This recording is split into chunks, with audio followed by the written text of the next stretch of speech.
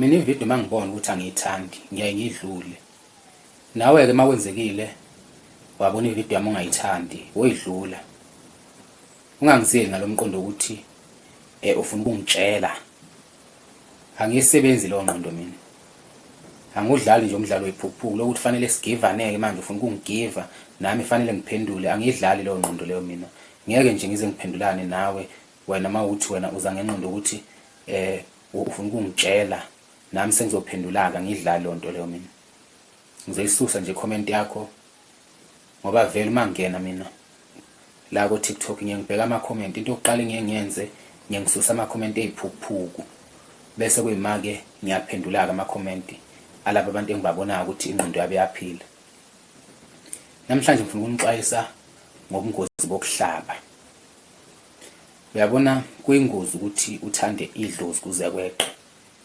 Kunabantu abalithandayo idlozi ngalendlela ukuthi ngaso sonke isikhathi bethanda ngathi bengahlaba kancancane yabona bahlabela idlozi.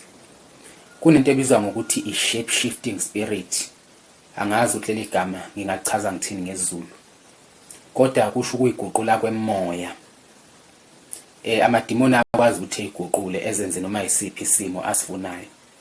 Idimoni liyakwazi ukuzenza umkhulu wakho ongasekho, ugogo wakho ongasekho noma ubani. Idimoni lingazenza ngisho ushembe imbala. Yabona kodwa uzobona ngathi idimoni uzobona ngento elizofika ifune kuwe.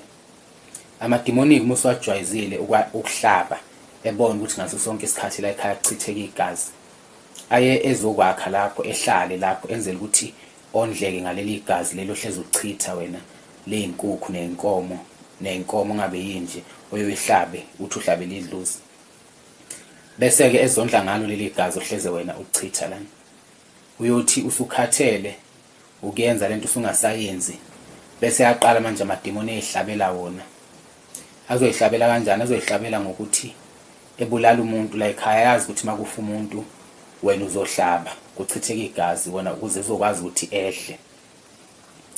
Kuyoqhubeka kanjalo kulokho kufa abantu ngasikhathi kufa abantu ekhaya angithi fanele uhlabe phela uzohlaba egcine sezondla kanjalo amadimoni kanti wena owawamema ngokulokho udane njalo uhlaba wena lokhu nje uthi uhlabela amadlozi kuze kufike ngisho amadimoni ezokwakha la ezodlalela igazi leli.